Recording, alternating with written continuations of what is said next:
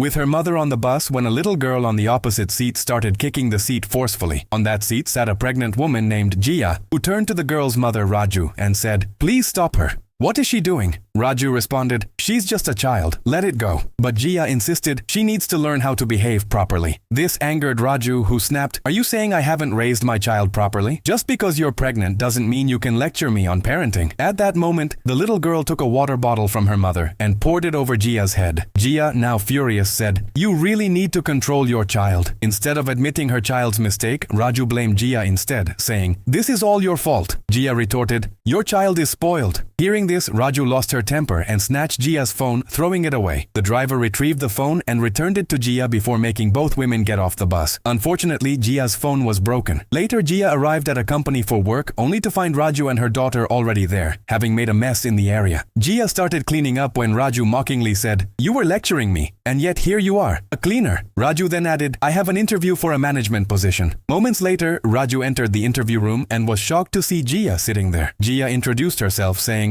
"I am the CEO of this company." Raju, stunned, asked, "Then why were you cleaning the floor?" Jia replied, "That was my office and you made it dirty. I like to keep my workspace clean." Jia continued, "Your CV is impressive, but managing a business requires special skills, which you lack." Raju admitted, "You have every right to say that because I treated you unfairly. I was so focused on my career that I couldn't give my only child proper time and attention, and I failed to raise her well. I won't waste any more of your time." As Raju turned to leave, her daughter ran into the room and threw some pencils onto Jia's desk, saying, "I'm bored." Raju immediately corrected her.